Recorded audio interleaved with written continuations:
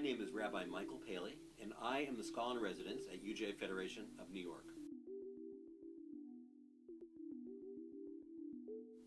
I wanted to talk to you today about the word tzedakah, a word that we often translate as charity. But is there a deeper meaning to this remarkably important word? I often think of a story about when I was in Jerusalem many years ago. I was rushing from place to place with lots of responsibility on my young head, and I had only an apple to eat for lunch.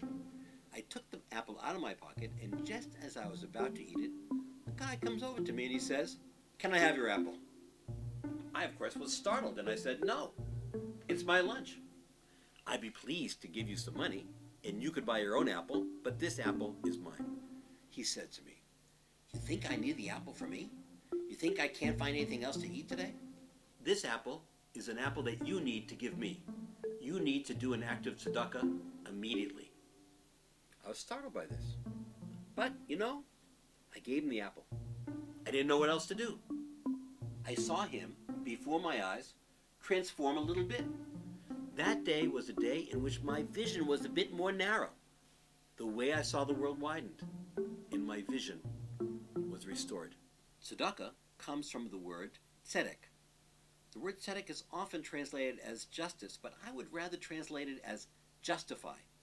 The great rabbinic sage once said, "Try to live your life as if it was a work of art," like the way an entire community comes into harmony, like a beautiful piece of music, almost like a symphony.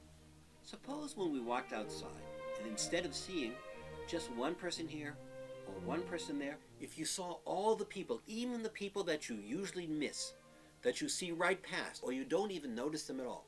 We saw each of those players playing their own part. The woodwinds, and the strings, and the timpani, the big instruments, and the small little instruments, the high ones and the low ones. We would need all the kinds. But if you gather all of those sounds, instruments, and images, the symphony will flourish. In the book of Leviticus, chapter 19, we are told 3 things. If you have some grain, and you let it fall while you're reaping a harvest, leave it on the ground. If you have a vineyard, and there are grapes that are too many, you don't need them, or there are grapes that fall into the ground, leave the grapes. When you go to your field and you harvest, harvest in a circle. Don't harvest the corners of the field. You're supposed to leave all of these things for the poor. You allow the people who are less fortunate than you to come and work right along next to you, because we're all in this together. It says the poor will always be with us, but the quality of the whole society depends on the state of how we see each other. We should be grateful for all the apples we've been given and for all the apples that we can give.